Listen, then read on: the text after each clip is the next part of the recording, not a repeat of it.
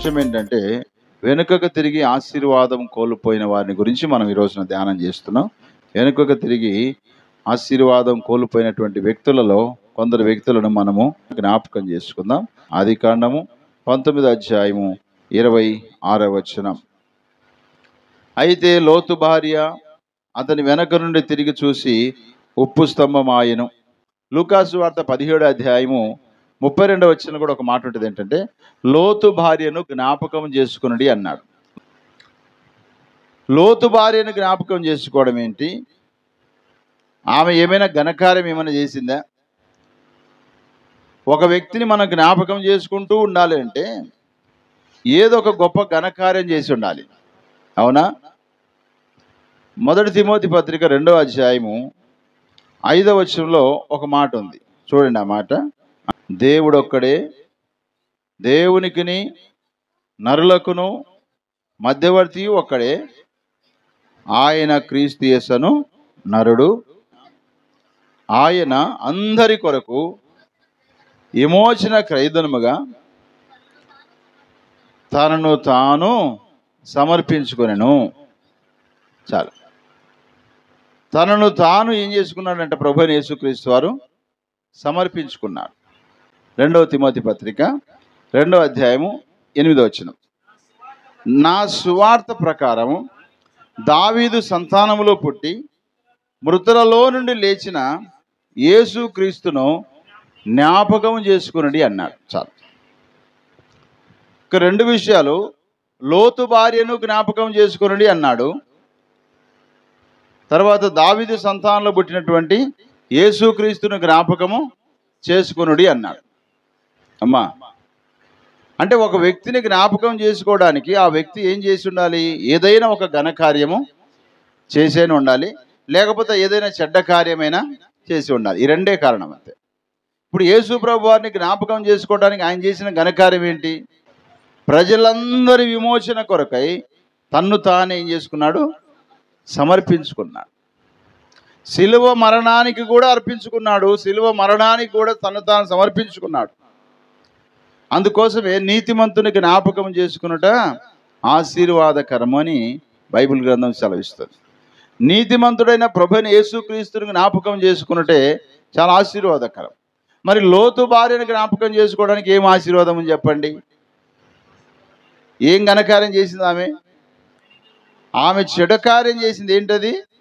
వెనక్కు తిరగకుండా వెళ్ళమని దేవుడు చెప్పినట్టు ఆజ్ఞను మీరి ఆదామవ్వలు పాపం చేసినట్టుగానే ఈమె కూడా ఆజ్ఞ అతిక్రమమే పాపం. ఈమె కూడా అదే రకంగా చేసింది. ఈ దేవుడు ఆదామవ్వలకు పండు తినొద్దన్నాడు, తింటే ఏం కాదని చెప్పేసి అపవాది మాట విని వాళ్ళు తిన్నారు. ఇప్పుడు లోతు భార్య కూడా వెనక్కి తిరిగి చూడడానికి ఆమెతో ఎవరు మాట్లాడింటారు? ఇటు దేవుడైనా మాట్లాడాలి, లేకపోతే సాతానైనా ఇటు దేవుని మాట అయినా వినాలి మనం, లేకపోతే సాతాను మాట అయినా. మనిషి అనేవాడు ఇద్దరి గురించి ఎప్పుడు కూడా సతమతం అవుతూనే ఉంటాడు. ఒకటి దేవుడు, ఒకటి దయ్యం. ఒకటి పరలోకం, రెండోది భూలోకం. ఒకటి పాతాళము, మరొకటి పరలోకం. ఇలాగా రెండింటి మధ్య సతమతం అవుతుంటాడు. వాడు నిర్ణయం తీసుకున్న కారణాన్ని బట్టి వాడు ఏం చేస్తాడంటే అటు పాతాళానికి వెళ్ళాలన్నా అటు పరలోకానికి వెళ్ళాలన్నా వాని యొక్క నిర్ణయమే. కాబట్టి ఇప్పుడు లోతు భార్య వెనక్కి తిరిగి చూడడానికి ముందుగా దేవుడు ఏం చెప్పాడు? మీరు ఎంత మాత్రం కూడా వెనక్కి తిరిగి చూడవద్దు. చూస్తే ఏమైపోతారు? ఏం చెప్పలే దేవుడు. చూస్తే ఏమైపోతారో చెప్పలేదు. కానీ ఆదామవ్వలకు చెప్పే మీరు పండు తినొద్దు అని చెప్పేసి అన్నాడు. మీరు పండు తినొద్దు అన్నాడు. ఒకవేళ తింటే వాళ్ళ పరిస్థితి అదో గతిగా మారుతుందని దేవుని తెలుసు. కాబట్టి ఇప్పుడు లోతు భార్యకు కూడా నువ్వు వెనక్కి తిరగొద్దు అని చెప్పేసి స్పెషల్గా చెప్పలేదు, అందరికి కలిపి చెప్పాడు దేవుడు. మీరు వెళ్ళండి కానీ వెనుదిరిగి చూడొద్దండి. వెనుదిరిగి చూసేటువంటి పరిస్థితి ఎప్పుడు కూడా అనుమానం అనేది ఎవరిలో ఉంటుందో వాళ్ళు వెనక్కి తిరిగి చూస్తారు. బాగా గుర్తుపెట్టుకోండి. అనుమానం లేని వ్యక్తులు ముందుకే చూస్తారు తప్ప వెనక్కి తిరగరు. అనుమానం, ఇద్దరు వ్యక్తులు నడుచుకుంటూ పోతున్నారు అనుకోండి, మనం సడన్గా బండి మీద పోతున్నాం. ఆ ఇద్దరు వ్యక్తుల్లో అబ్బాయి అమ్మాయి ఉండొచ్చు, అమ్మాయో లేకపోతే అబ్బాయో మనకు తెలిసి ఉండొచ్చు. వాళ్ళు సింగిల్గా ఉన్నారు, వివాహం కాలేదు. కానీ ఇప్పుడు ఇద్దరు కనపడేసరికి మనం ఏం అంత దూరం పోయినా సరే ఏం చేస్తాం? మనం ముందు వచ్చి ఏం తగులుతుందో కూడా చూడకుండా వెనక్కి తిరిగి చూస్తామా లేదా? ఎందుకు చూస్తాం? ఆ పిల్లకు పెళ్లి కాలేదే, వాడికి పెళ్లి కాలేదే, అసలు వీళ్ళిద్దరు ఎవరు, అసలు వాళ్ళ కాదా అని చెప్పి చాలాసార్లు మనం ఏం చేస్తుంటామంటే వెనుదిరిగి చూస్తూ ఉంటాం. దానివల్ల నష్టపోయేది మనమే. ముందు ఏం తగులుతుందో తెలియదు, ఏ విధమైన ప్రమాదం జరుగుతుందో కూడా మనకు తెలియదు. కానీ మన ఉద్దేశం ఏంటంటే, మనకు తెలిసిన వ్యక్తి, ఒంటరిగా ఉన్నటువంటి వ్యక్తి జంటగా పోతున్నారు ఏంటి, వివాహం కూడా కాలేదే అనేటువంటి అనుమానం. అవునా కదా? అనుమానం అనేది ఎప్పుడు కూడా మనిషిని వెనక్కి తిరగడానికి ప్రోత్సహిస్తుందనే విషయాన్ని నేను జ్ఞాపకం చేస్తున్నా. కాబట్టి ఇక్కడ దేవుడు ఇచ్చినటువంటి మాట ప్రకారము వెనుదిరిగి చూడకుండా వెళ్ళవలసినటువంటి లోతు భార్య ఉప్పు స్తంభం అయిపోయింది. అందుకే ఆమెను ఎందుకు జ్ఞాపకం చేసుకోమన్నానంటే, ఘనమైన కార్యమేమీ చేయలేదు. ఘనహీనమైన కార్యం ఏంటంటే దేవుని మాట వినకపోవడమే ఘనహీనమైన పని. దేవుడు చెప్పిన మాట ప్రకారం జీవించకుండా, దేవుడు చెప్పిన మాట ప్రకారం తను వెళ్లకుండా ఆమె ఏం చేసింది? అందుకే నేను యాకోబు పత్రికలో 1:22 వచనం, మీరు వినుమారు మాత్రమై ఉండి మిమ్ములు మీరు మోసపుచ్చుకొనకుండా వాక్య ప్రకారం ప్రవర్తించువారనై ఉండుడి అన్నాడు. చూసారా? లోతు భార్య విన్నది కానీ ఆ ప్రకారం చేయలేకపోయింది. అందుకోసమే ప్రియులారా, ఆమె ఆశీర్వాదం కోల్పోయింది. ఏమైపోయింది? ఆమె ఉప్పు స్తంభం అయిపోయింది. సాల్ట్ పిల్లర్ అంటారు. ఉప్పు స్తంభం అయిపోయింది. అందుకే ఆమె జ్ఞాపకం చేసుకోండి, మీ ఇంట్లో ఒకవేళ ఉప్పు తక్కువ అయితే మీరు కూడా వెనక్కి తిరిగి చూడండి, ఉప్పు స్తంభం అవుతారని కాదు, నీ బ్రతుకు కూడా పనికిరాంది అయిపోతుంది. ఉప్పు రుచిని ఇస్తుందే కానీ అది తడిసిపోయింది అనుకోండి, అది దేనికి ఉపయోగపడదు. ఉప్పు నిసారం అయితే దేనికి పనికి వస్తుందంటే కాళ్ళ కింద వేసి తొక్కడానికి మాత్రమే ఉపయోగపడుతుందంట. యేసు ప్రభు వారు చెప్పారు మత్తయి సువార్తలో. కాబట్టి నిస్సారమైపోయింది. సారవంతంగా ఉండవలసినటువంటి లోతు భార్య, లోతు నీతిమంతుడే. ఆయన నీతి కలిగిన జీవితాన్ని జీవించిన జీవితాన్ని బట్టి దేవుడు సొదొమ గొమొర్రా పట్టణముల మీదకి వచ్చినటువంటి ఉగ్రతలో నుంచి దేవుడు అతన్ని తప్పిస్తూ వచ్చాడు. తన భార్యను తప్పించడానికి ఇష్టపడ్డాడు, తన బిడ్డలను కూడా తప్పించడానికి దేవుడు ఇష్టపడ్డాడు. కానీ వెనుదిరిగి చూసి ఆమె ఉపస్తంభం అయిపోయింది. తన తండ్రితో పాపం చేసి వారి కుమార్తెలు ఘోరమైన పాపములో జీవించగలిగారు. కానీ లోతు అయితే నీతిగా బ్రతకగలిగాడు. కాబట్టి ప్రియులారా, మన జీవితాల్లో ఈ విషయాన్ని జ్ఞాపకం చేసుకోవాలి. లోతు భార్యను జ్ఞాపకం చేసుకుంటే మంచి కోసం కాదు, ఆమె దేవుని మాట ప్రకారం ముందుకు వెళ్ళవలసింది. వెనుదిరిగి తన జీవితాన్ని పాడు చేసుకుంది. అలాగ మీరు పాడు చేసుకోవద్దండి అనే విషయాన్ని జ్ఞాపకం చేసి, యేసుక్రీస్తుని ఎందుకు జ్ఞాపకం చేసుకోవాలంటే, ఆయన వెనుదిరగకుండా ముందుకే ప్రయాణం కొనసాగుతూ, నేను యెరూషలేముకు వెళుతున్నాను, నన్ను అన్యులకు అప్పగిస్తారు, వారు నన్ను సిలువేస్తారు, సమాధి చేస్తారు, 3వ దినం తిరిగి లేస్తాను అని చెప్పినటువంటి యేసుక్రీస్తు వలె మనం ఎప్పుడు కూడా ఏం చేయాలి? ముందుకే కొనసాగాలి. పాట పాడతాం కదా, నే సాగెద యేసునితో నా జీవిత కాలమంతా, నే సాగెద యేసునితో నా జీవిత కాలమంతా కదా. పాటలు సాధారణంగా పాడుతూ ఉంటాం, కానీ ముందుకే మన ప్రయాణాన్ని మనం కొనసాగించాలి. యెహోషువ గ్రంథం 7వ అధ్యాయము 8వ వచనం చదువుదాం. ప్రభువా కనికరించుము, ఇశ్రాయేలు తమ శత్రువుల ఎదుట నిలవలేక వెనుకకు తిరిగినందుకు నేనేమి చెప్పగలను అని యెహోషువ భక్తుడు ప్రార్థన చేస్తున్నాడు. ఇశ్రాయేలు యుద్ధంలో ఏం చేశారంటే వెనుకకు తిరిగారు. కారణం ఏంటంటే శత్రువుల బారిని తట్టుకోలేకపోయారు, శత్రువుల యొక్క సామర్థ్యాన్ని తట్టుకోలేకపోయారు. వారు అనుకున్నారు సింపుల్గా 3000 మంది పోయి ఆయి పట్టణం నాశనం చేయగలం అనుకున్నారు. కానీ అక్కడికి పోయి 3000 మంది పారిపోయారు, 36 మంది చనిపోయారు. మొత్తానికి శత్రువుల చేతికి చిక్కిపోయినారు, కొంతమంది మరణించారు, కొంతమంది మరి కొంతమంది వెనుదిరిగి పారిపోవడానికి సిద్ధపడి వెనక్కి వచ్చేసిన సంగతిని గమనించినటువంటి యెహోషువ బాధపడుతూ దేవుని దగ్గర అడుగుతాడు, అయ్యా నీ ప్రజలైన ఇశ్రాయేలు యుద్ధంలో శత్రువుల యొక్క దాడికి తట్టుకోలేక వారు ఏమైపోయారంట? వెనుదిరిగారని చెప్పేసి అంటున్నాడు. యుద్ధంలో శత్రువుల చేతికి చిక్కిపోయిన వారిగా కొందరు మరణించారు, యుద్ధాన్ని తట్టుకోలేక మరికొందరు వెనుదిరిగి వచ్చేసారు. యుద్ధం అనేది మనం గుర్తుపెట్టుకోవాలా, ఆధ్యాత్మిక పోరాటము. యుద్ధం అనేది ఆధ్యాత్మికమైన పోరాటం. ఆత్మీయంగా మనం దేవుని కోసం బ్రతుకుతున్నప్పుడు యుద్ధం కలుగుతుంది. ఎవరితో తెలుసా? కుటుంబాలతో కాదు ప్రియులారా. మన యుద్ధంలో ఉండేటువంటి శత్రువు ఎవరో తెలుసా? అపవాదైన సాతానుడే. అపవాదైన సాతాను చేతిలో మనకి ఎప్పుడు కూడా యుద్ధం జరుగుతూనే ఉంటుంది. ఈ యుద్ధంలో మనం వెనుదిరిగినామనుకోండి, ఆటోమేటిక్గా దేవుని ఆశీర్వాదాన్ని కోల్పోతాం. దేవుని ఆశీర్వాదాన్ని కోల్పోకుండా ఉండాలి అంటే మనం వెనుదిరగకూడదు, అంతే. వెనుదిరిగి ఆశీర్వాదాన్ని కోల్పోయినటువంటి ఆ లోతు భార్య చాలా బాధాకరమైన జీవితం, చాలా వేదనకరమైన జీవితం, చాలా విచారకరమైన జీవితం. కానీ ఇక్కడ చెప్తున్నాడు, ఇశ్రాయేల్ యొక్క పరిస్థితి కూడా, వారు శత్రువుల చేతికి చిక్కిపోయి కొందరు మరణించారు, మరికొందరు వెనుదిరిగి వచ్చేశారు. ఆ విషయాన్ని గమనించిన యెహోషువ చాలా బాధపడుతున్నాడు.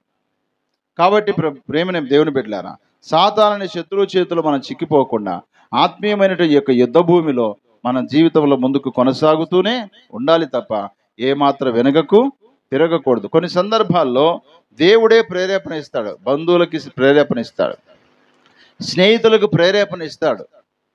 లోకంలో ఉన్నటువంటి ఎప్పుడు పలకనటువంటి వారు కూడా మనల్ని ప్రేరేపించి మనల్ని ఆకర్షించడానికి దేవుడే ప్రేరేపిస్తాడు.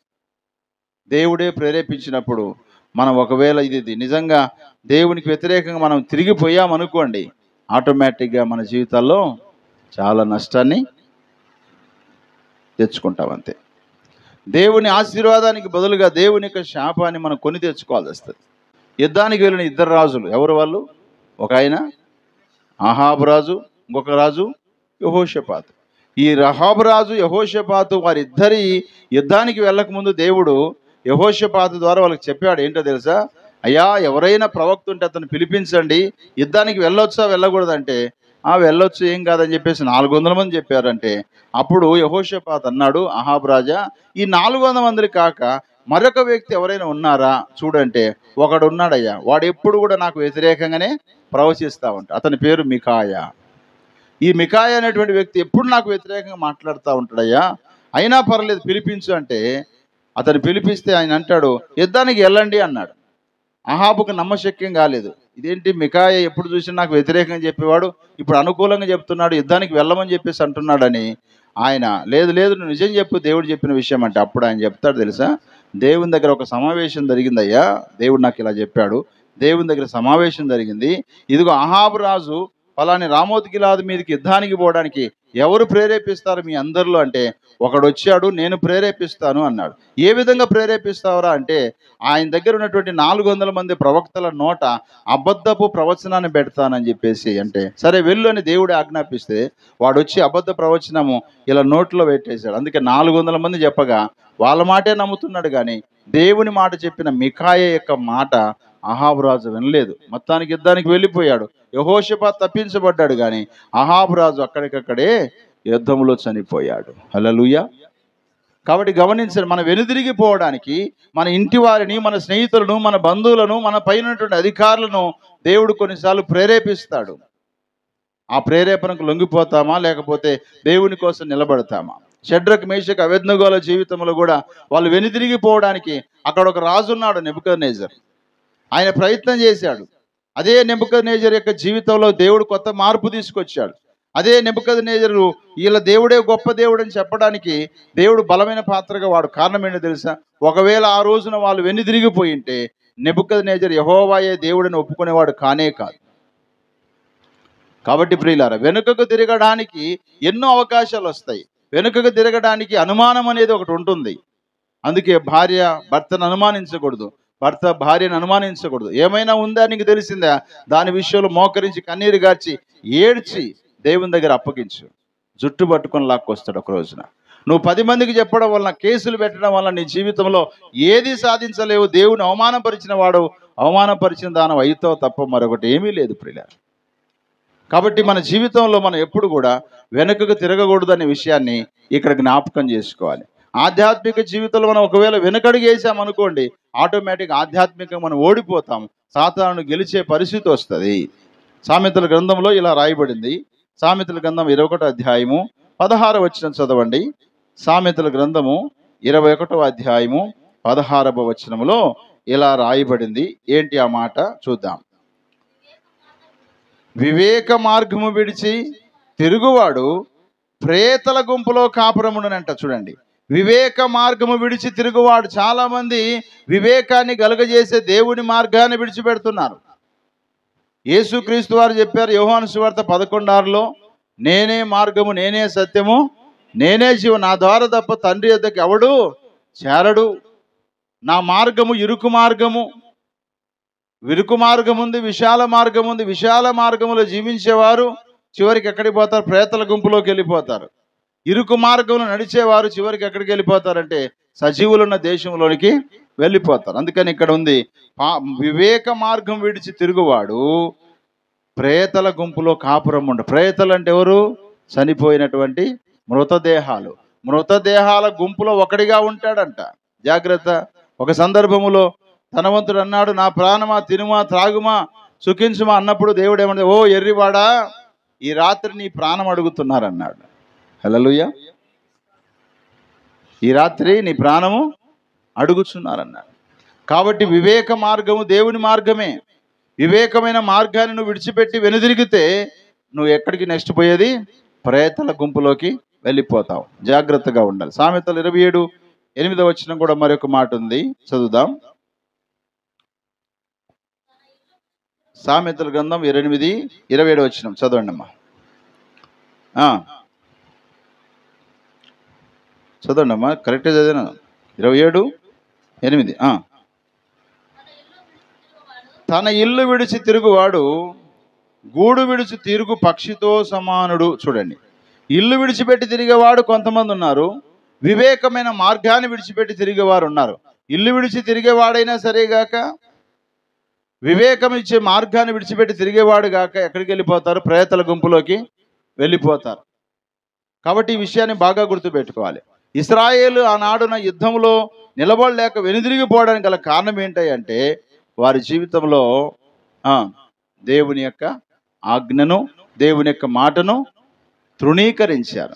తీసుకోవద్దన్నటువంటి శాపగ్రస్తమైనటువంటి ఎరికో పట్టణంలో ఉన్నటువంటి ఒక వస్తువుని తీసుకున్నారు. బంగారాన్ని తీసుకున్నారు, వెండిని తీసుకున్నాడు, వస్త్రాన్ని తీసుకున్నారు. అందుకోసమే వారు ఏం చేశారు? యుద్ధంలో వెనుదిరగాల్సిన పరిస్థితి వచ్చింది. దావీదు భక్తుడు ఇలాగ మాట్లాడతాడు. 2 సమూయేలు గ్రంథం 22:38 దావీదు భక్తుడు ఈ మాట సెలవిస్తున్నాడు. చదువుకుందాం. 2 సమూయేలు గ్రంథం 22:38.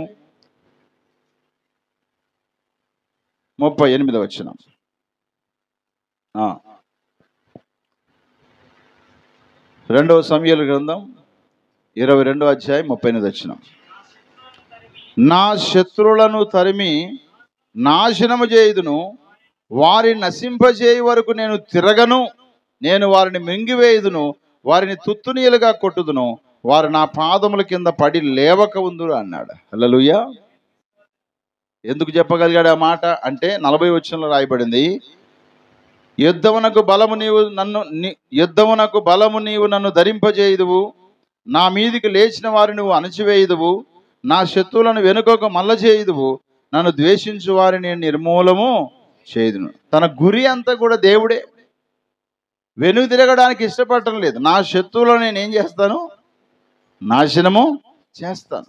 నా బలము ఆయన నాకు బలము ధరింపజేశాడు ఆయన నాకు. కాబట్టి దేవుని బిడ్డలుగా మన జీవితాల్లో మనుషుడైనా కావచ్చు శత్రువు, అపవాదైనా కావచ్చు శత్రువు, అనారోగ్యమైన శత్రువు కావచ్చు, సమస్యలైన శత్రువు కావచ్చు, అన్నదమ్ములైన శత్రువు కావచ్చు, మనకున్నటువంటి స్నేహితులైన శత్రువులు కావచ్చు. కానీ ఆ శత్రువులను బట్టి మనం వెనుదిరగడానికి వీలు లేదు. మన ప్రయాణము ముందుకే కొనసాగాలి. గొలియాతును దావీదు చంపడానికి ప్రయత్నిస్తున్నప్పుడు దావీదు చేసిన పని ఒకటి చేశాడు. ఏం చేశాడు తెలుసా? గొలియాతును చూసి వెనక్కి పరిగెత్తాడు. గొలియాతు ఏమనుకున్నాడు తెలుసా? ఈ దావీదు అనేవాడు బుడ్డోడు, వాడు నన్ను చూసి భయపడి పరిగెత్తాడు అనుకున్నాడు. కానీ భయపడి పరిగెత్తడం కాదది. దగ్గరగా ఉండి కొట్టే కంటే దూరంగా ఉండి కొట్టడానికి ఒక సమయోచితమైన ప్రణాళిక వేసుకున్నాడు ఆయన పరిగెత్తుకుంటూ వెళ్ళి 5 రాళ్ళు ఏరుకున్నాడు. ఒక రాయి తీసుకొని గెరగెర తిప్పి ఒడిసెలతో ఏం చేశాడు? కొడితే నొసటి మీద పడింది. అతడు అక్కడికక్కడే బోర్ల పడి చచ్చిపోయాడు. హల్లెలూయా. పౌలు భక్తుడు అయితే వెనుదిరిగాడు, కానీ దావీదు భక్తుడు అయితే వెనుదిరగలేదు. అందుకే తన యొక్క యుద్ధంలో దేవుడు ఎక్కడికి వెళ్ళినా సరే దావీదుకి ఏం చేశాడంటే విజయాన్ని అనుగ్రహించాడు. హల్లెలూయా. కాబట్టి ప్రియులారా, దావీదు భక్తుడి జీవితంలో శత్రువును చూసి వెనక్కి పోలేదు, కానీ ముందుకే ప్రయాణాన్ని కొనసాగి ఒకసారి జంకినట్టుగా ఉన్నప్పటికీ సరే తన అడుగు మాత్రం, తన దృష్టి మాత్రము ఎవరు? గొలియాతే. అందుకనే ఇశ్రాయేలు వెనుదిరిగి వారి జీవితాల్లో దేవుని యొక్క ఆశీర్వాదాన్ని కోల్పోయారు, నష్టాన్ని తీసుకొచ్చుకున్నారు. ఎవరైతే వెనుక తినడానికి కారకులయ్యారో తన కుటుంబంతా రాళ్ల చేత కొట్టబడి చంపబడ్డారు. కాబట్టి మన జీవితంలో వెనుక తిరిగితే ఆశీర్వాదాన్ని కోల్పోతాం. కాబట్టి ఇక్కడ మొదటిది మనం చూస్తున్నాం, యుద్ధములో వెనుదిరిగిన ఇశ్రాయేలు.